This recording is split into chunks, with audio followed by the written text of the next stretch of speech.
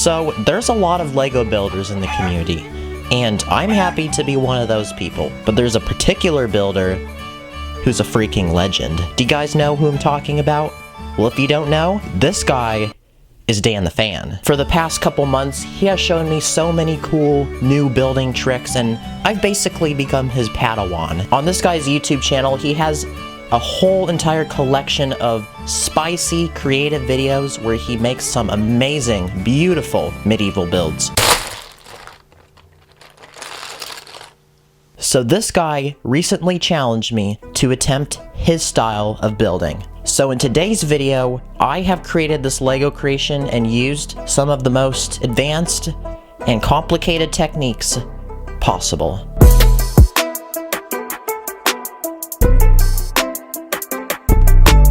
So since Dan does a lot of medieval builds, I wanted to do a medieval build as well. The first thing that I got started working on was this advanced tree design. Now this is what the really cool people do, because I did not know this until recently, but if you take a bunch of random brown bars and paddle pieces and even musket pieces and you tie them together by these whip pieces, then you can actually make a really sick looking tree. This tree is held together by this singular tube piece. The whip pieces hold together all these other brown bar pieces that ultimately create the very trunk of the tree. And to hold the bottom together, I did use this barrel piece, and there's a lot of additional features like having the branches at an angle, and to achieve that effect I used these wrench pieces which are partially held together to these bar pieces. I'm not very gentle with my hands. Having to very carefully put the tiny little pieces together for this tree was really hard, and I think I spent over an hour on it. So this was the first advanced technique that I got started on, and I really enjoyed it.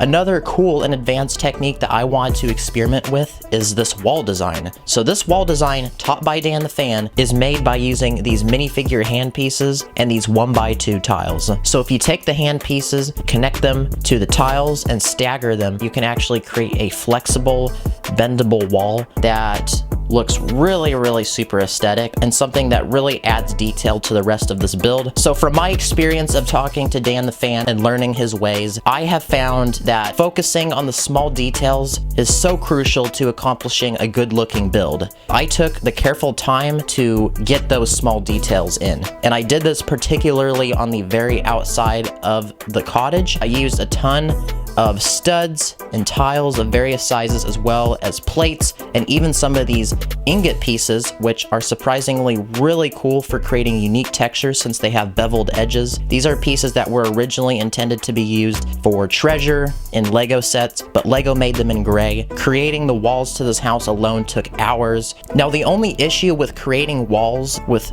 immense amount of details is that it takes up an incredible amount of space. So I faced the challenge of creating a detailed exterior while also keeping the interior looking kind of spicy.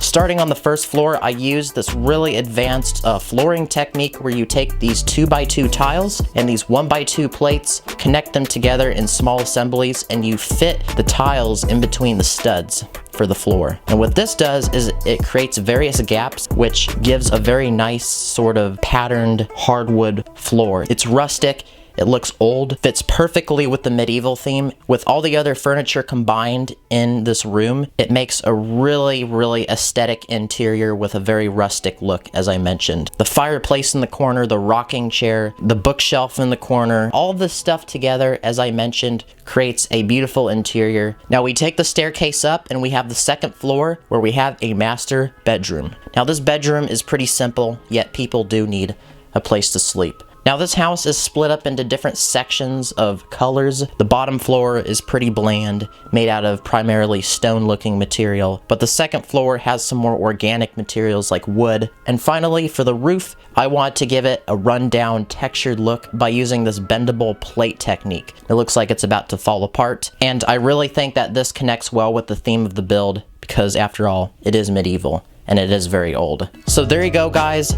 Dang, I had to talk so freaking eloquently in that video. Like, I pulled random vocabulary out of my butt, and I hope that it sounded good. So anyway, hopefully all of that made sense to you guys. We explored some very advanced and really difficult building techniques, but this all wouldn't have been possible without the help of Dan the Fan. He's so underrated. I don't understand why people don't know about him. Such a chill guy. He also skates, which makes him really cool. Freaking subscribe to him. Let's continue to grow our Instagram, guys, because that's where all the special teaser trailers, the announcements, and the cool photography happens, because I'm really trying to expand on that platform, not just YouTube. A lot of stuff goes down there. Anyway, I'll catch you guys in the next one. Thank you for watching, and peace out.